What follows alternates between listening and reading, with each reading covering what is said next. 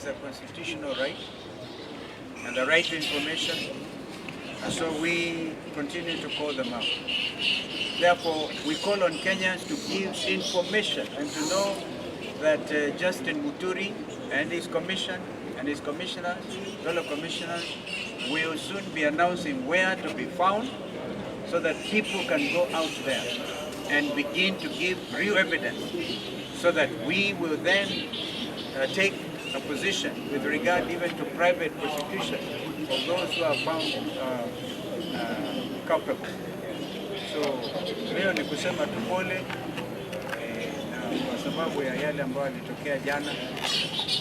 It is now enshrined in our country's history that the 25th of June going forward is a day that Kenyans will be looking at as one of those public want to pass our condolences to all the families that lost their dear ones.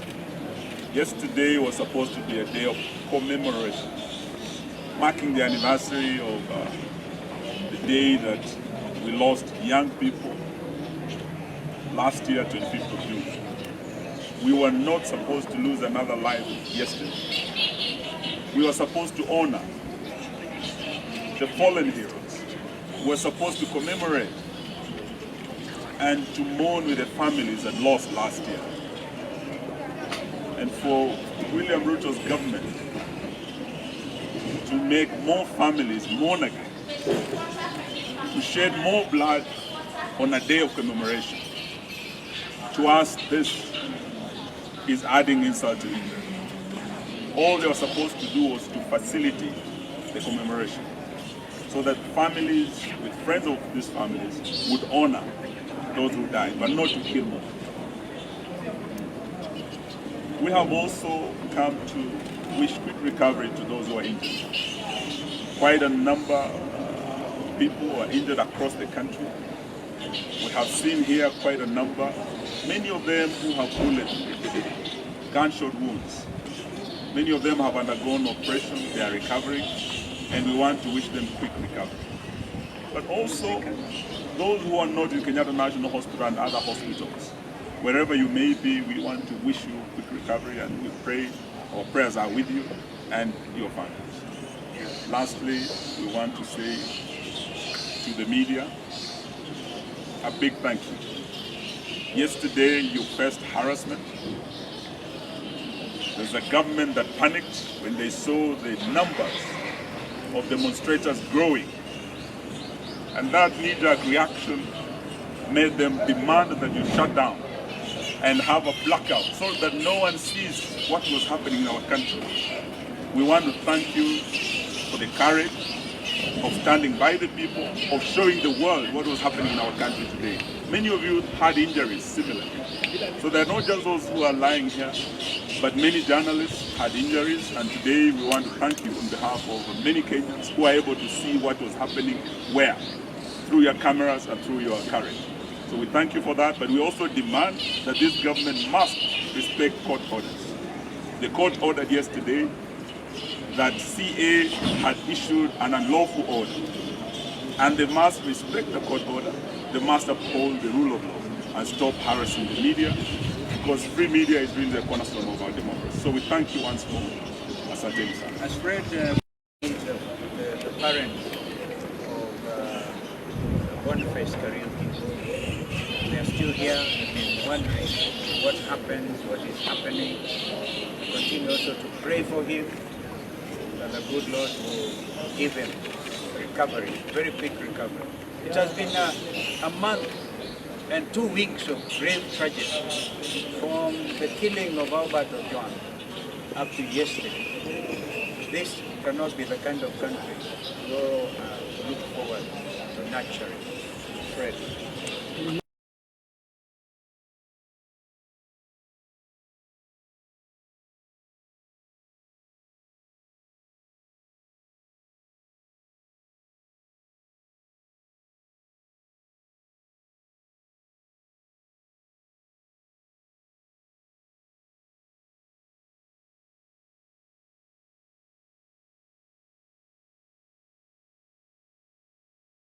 I'd like to confine myself to answering the question, how can we avoid our current because this has become our story now.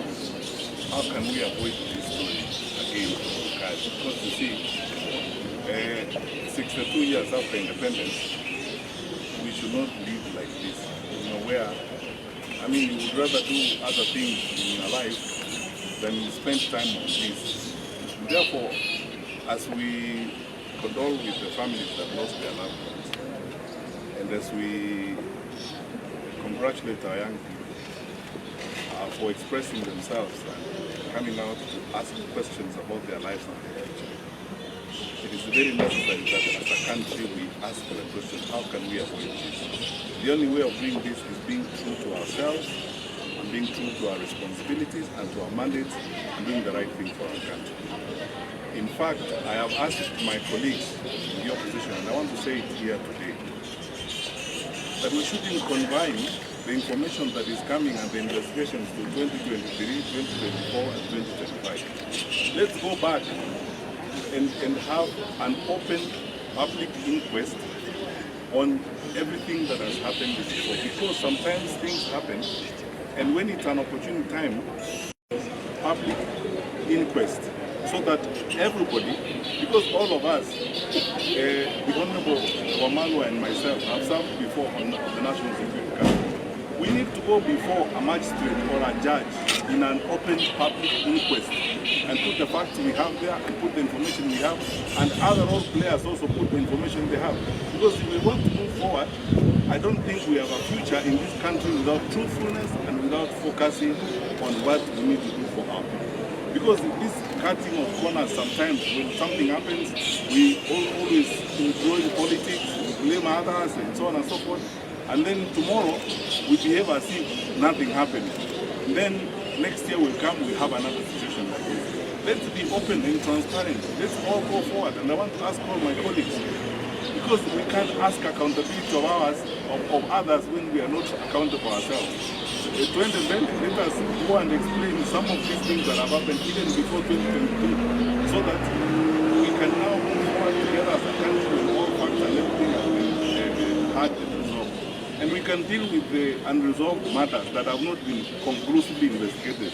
Whether we start with Musani, we come to Jakujuma, we come to Keneni, we come to Rivayala and everything else. Let these things be investigated by an open public inquest, so that this is all the Mutembei, we explain and face the public on these issues. Because some of these issues are raised and we keep this merry-go-round, where we are always telling stories only when they are connected. We cannot have government by blocking. Let's focus on the issues that we need to deal with.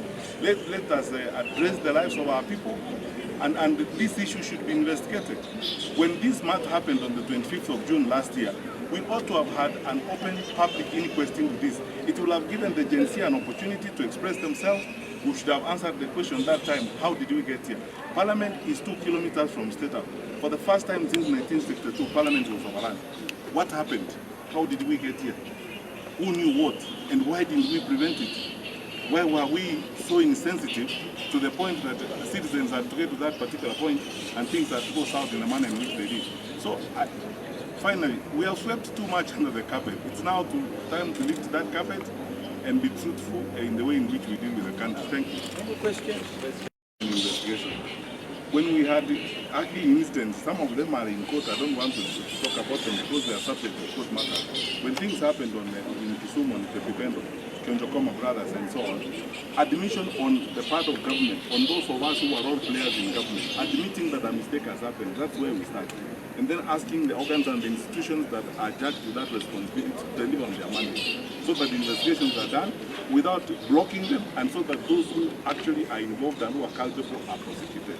That is what His Excellency the Vice President has spoken to this afternoon. We are asking for actually not the police officers. What do our police officers think about some of these things? And then there are so many stories around this that ought to be addressed in a straightforward manner, in my view. Let us not sweep things under the carpet. So the difference is admission on our part. Where there was a mistake, we admitted there's a mistake here, and we sorted it out.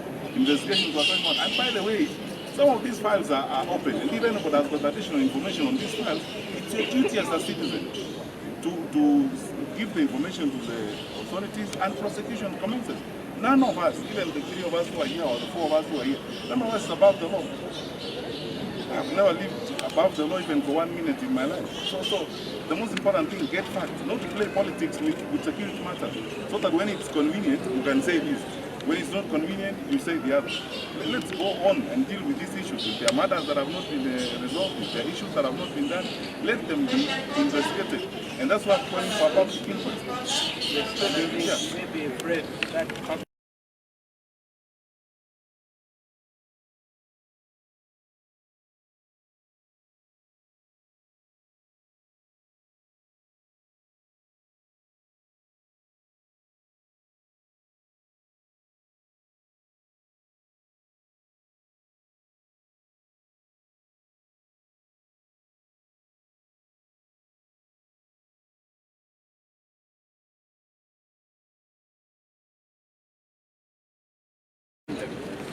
or indeed because you already have a mechanism which we started 2 days ago. And by the way, it is not lost on us that criminals may have taken advantage of the commitment of the GenZ and may have gone on rampage, destroying public property, the machete wielding, the room wielding gangsters. That, of course, is an issue. But all said and done, we have a country to nurture. And we have to bring out, as Fred is saying, this truth out there. So again, I will repeat our call.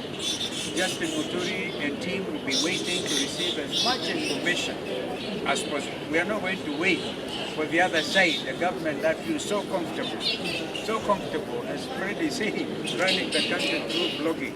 All right? That they do not seem to care. It's very clear. As a lawyer, I can tell you that facts speak for themselves. We saw what happened when the Albert Ojwang demonstrations were happening. Even the goons themselves came out confessing. So please don't drag the opposition into things that are as plain as daylight. We know it. They will of course try and attempt to do this and the other. But even lying or insinuation require a little bit of intelligence. These things are very good. So we know where. And actually, even lying requires a bit of common sense. Yes. Because the question is this. Ask yourself this, and then by the way, you shouldn't make excuses about public responsibilities. Yeah. So if the opposition are organizing these things and causing this, unangoja filimbi ya nani kukamata hao watu wa opposition? Kamata wote. Yeah. If you have facts about it, you are saying so and so is funding this, so and so is funding. Why are you telling us a story? It is a statecraft 101. Yeah. Government officials, whether they're cabinet ministers or anybody, should never, ever make allegations. Why? Because they have the instruments of power, they can act. So they make allegations and tell you Wananchi to do what? Because you cannot arrest those people. Instead of telling us it's so and so is doing this, tell us, arrest them and take them to court and produce the evidence that you have so that these people face the law. So let's not make excuses. That's why I keep saying for us. I mean, I personally will not budge high or bend from responsibility on matters such as this. So where there are facts, let's go the direction investigations will check out. But you can't wake up every morning and say it's John who did this, it's Mary who did this, and you are the one who has powers to arrest that John and Mary. Why can't they arrest them? That we have state-sponsored groups. When President William Ruto toured Nairobi, I think he was here for 1 week.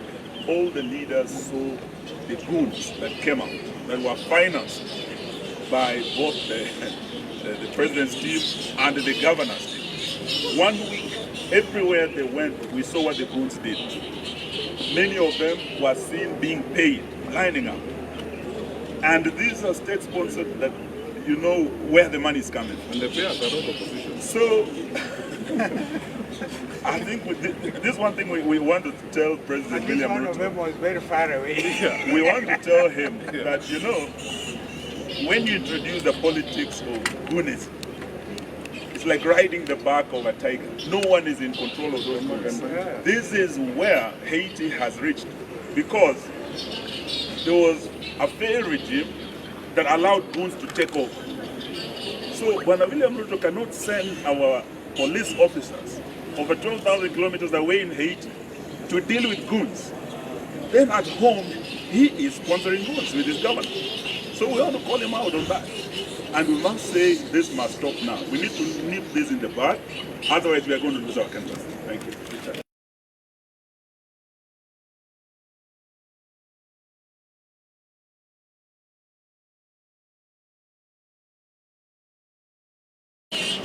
You've grown up in this country, you're a young president, you have seen your people. I would like him to send, the way he sent Murkomen to go and look at the shops in CBD, let him come and see the kids who have got wounds, who have been shot, who are in bed in this place. And I want to say this, if there is no justice, there will never be peace in this country. If there is no justice, Kenya will never be anything. So let the president decide whether he wants to be a statesman or a local village boy who has got power and money. Thank you. You seem to be